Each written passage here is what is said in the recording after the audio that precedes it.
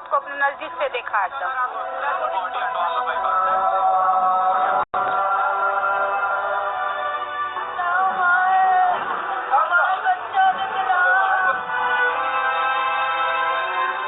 से भी ज्यादा लोगों के लिए मौत का सफर साबित हुआ राजेंद्र नगर इंदौर एक्सप्रेस की सवारी करना। सैकड़ों अस्पताल में मौत से जंग लड़ रहे हैं, लेकिन कुछ खुशनसीब ऐसे भी हैं जिन तक मौत के पंजे नहीं पहुंच पाए। वैसे ही कुछ लोग अपने सफर की आखिरी मंजिल यानी पटना तक रिलीफ ट्रेन के जरिए पहुंचे भी, लेकिन इनकी आंखों में मौत को करीब से देखने का वो खौफ अभी भी ताजा है। जान तो बच गई, लेकिन ट्रेन हादसे के उस मंजर से जिंदगी भर नाता नहीं टूटने वाला। ये तो कभी जिंदगी में भी नहीं भूल सकता। इतना 2 बोगी तक का तो एक भी नहीं बचा होगा, बच्ची तक नहीं बचा है। 5 नंबर से लेकर 1 नंबर तक कोच जो है पूरी तरह पटरी से बाहर फेंक चुका था। जब बहुत ज्यादा हंगामा हो गया, भाई क्या हुआ, लोग कूदने लगे, मैं लोग भी कूदा तो मेरे देह पर बहुत ज्यादा लोग कूद हुए, जिसके कारण मेरे पाँव में बहुत ज्यादा जख्म आया, कमर में आया।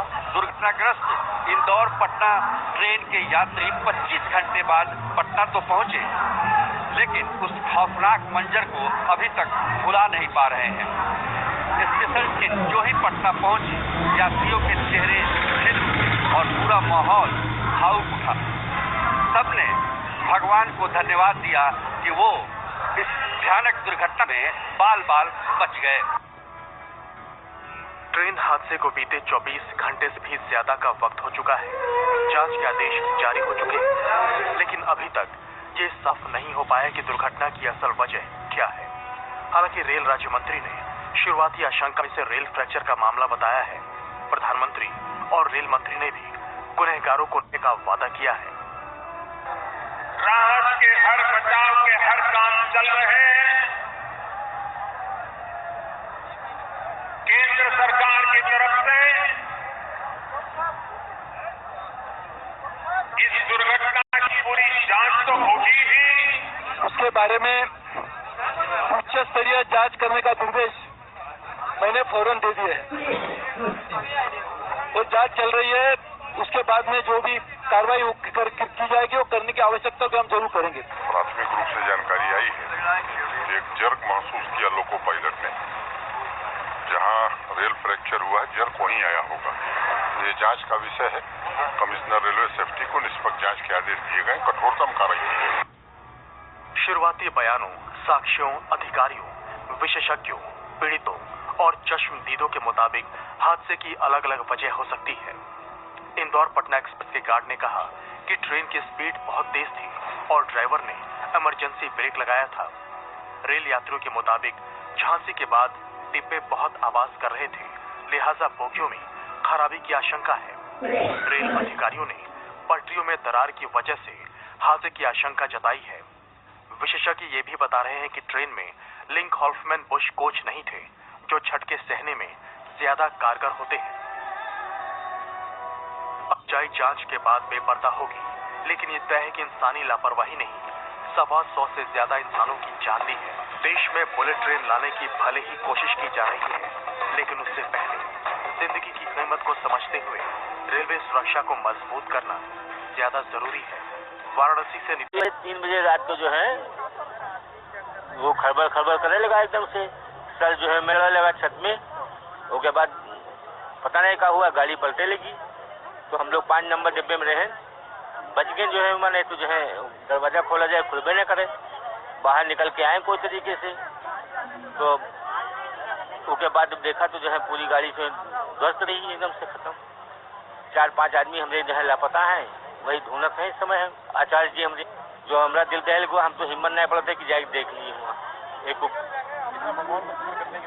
अरे महाकाल स्वामी जो है बचाई लिए, नहीं तो सब लोग को राय जीती कोई बचता रहा नहीं। हम लोग जग रहे थे, हम लोग लखनऊ में उतरने वाले थे, मैं सोचा था लखनऊ में हम लोग उतर जाएंगे, फिर अपना क्या अयोध्या होके फिर बहराइच चले जाएंगे। और हम आ रहे थे वहाँ से, हम 8 में थे और मेरे मम्मी पापा जो वो 5th में 5 में थे, तो उनके पास आ रहे थे और रास्ते में इतने अचानक झटका हुआ और हम गिर पड़े सर के बल थोड़ा सा सर में हल्की सी चोट लगी और फिर मम्मी पापा के पास आके देखे तो आगे देखा कि डिब्बा टूटा था मेरा। हम लोग तो बहुत ज़्यादा सहम गए थे, सोचा ये क्या हुआ, हमने पहली बार ऐसा हादसा देखा है, इससे पहले कभी नहीं देखा है। बहुत ज़्यादा डर गए थे हम लोग बहुत डर गए थे और बहुत ज़्यादा ही घबराहट हो गई हम लोगों को। हम लोग सोचा क्या हुआ है। हाँ, घर वालों से बातचीत। मेरे घर के जी अभी 5 लोग नहीं मिल रहे हैं। नहीं, मेरे घर के नहीं, मेरे रिलेशन के हैं। 5 लोग नहीं मिल रहे हैं। हम लोगों का 45 लोगों का ग्रुप था, उसमें से 5 लोग नहीं मिल रहे हैं। हम लोग एसटी में थे जो जमीन में धस गया, तो हल्का फुल्का टूट रहेगा, बाकी चप्पल जूते ये सब गायब हुए हैं। बाहर निकलने का कोई चांस नहीं था। जब हादसा हो गया तब हम लोग बाहर निकले। कैसे निकले आप? दरवाजे निकले? हम लोग खिड़की से नहीं, दरवाजे से निकले। ऐसा घटना हम लोग कभी लाइफ में देखे नहीं थे और साक्षात ये घटना देख करके किंग कर्तव्य विमूढ़ हो गए। अब डरे हुए तो थे ही, लेकिन अब आप लोगों को देख करके सहारा मिला है। 3 बज के कुछ 5 मिनट थे। हाँ, तो गाड़ी पहले तो रुकी नहीं, रुकने के बाद फिर स्पीड से भगी थी। स्पीड से भगने के बाद सो रहे थे हम, क्या मालूम किस तरह की आवाज खड़खड़ा, तो नीचे फिर एक्सीडेंट एकदम जैसा घाटी में नीचे गिर गए थे। एकदम एक्सीडेंट ऐसी आवाज, मतलब 3 परिवार के साथ हो चुके हैं, 3 लोग मर चुके, 3 लोग शांत हो चुके हैं और काफी हमारे डिब्बे से बहुत काफी 20-25 लोग मरे हुए हैं। एक बच्ची थी गुड़िया 2 साल की, बहुत रास्ते भर मस्ती करती आ रही, उज्जैन से बैठे थे वो लोग और अब इस समय 2 हो गए, उसमें से 2 हो गए, एक लड़की में से 2 हो चुके। 3:05 के आसपास एकदम शोर हुआ, समझ आई नहीं हुआ क्या है, तो बस अपना तफरी मची, एकदम बाहर निकले हैं। पीछे के 2 ये पीछे के 2 डब्बे पूरे खत्म हो गए, पीछे के 2 पूरे डब्बे खत्म हो गए। ये 3:10 पर घटना अचानक हुई। हम लोग सोए थे और अचानक मतलब गाड़ी से पटरी से गाड़ी उतर गई। कितने लोगों की कैजुअल्टी हुई थी आप लोगों को? बहुत लोग हैं सर, बहुत लोग, मतलब 2-3 डब्बे तो बिल्कुल ध्वस्त हो गए हैं और बाकी हम लोग क्या अचानक उतरे उसमें से, ट्रेन में से। जी, हम लोग जब सुबह 3 बजे उठे तो देखे कि भयानक हादसा हुआ है और लोग बहुत हाय हाय कर रहे हैं और हम लोग तो समझ ही नहीं पाया कि हुआ क्या। हम लोगों ने मौत को अपने नजदीक से देखा एकदम।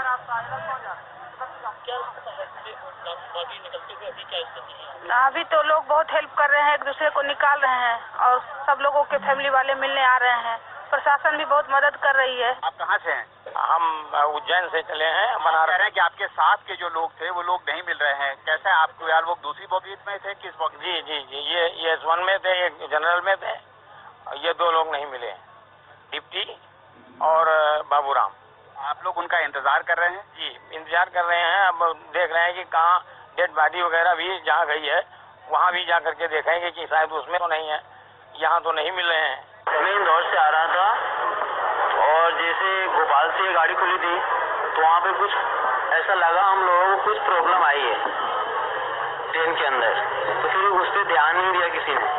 तो जब यहाँ पे 3 बजे करीब में हम लोग आए यहाँ पे, तो एकदम से ट्रेन से है ना पटरी पे ट्रेन उतर गई।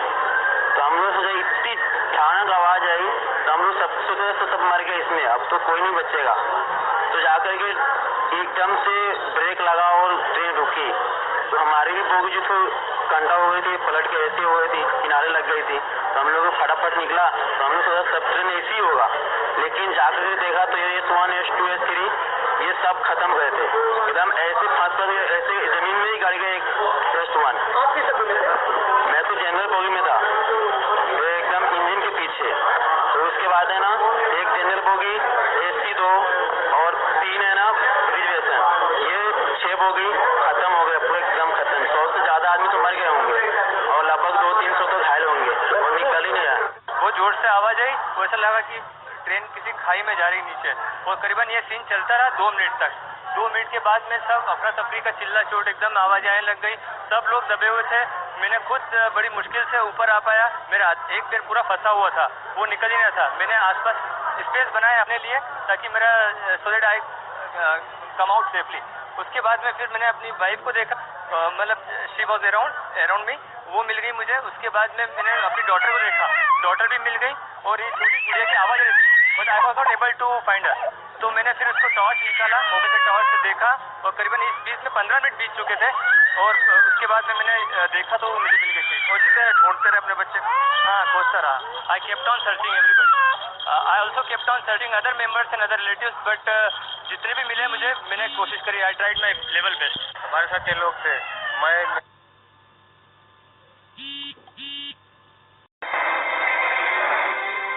हादसा तो कानपुर में हुआ है, लेकिन देश के तमाम हिस्सों में इसका दर्द फैला है।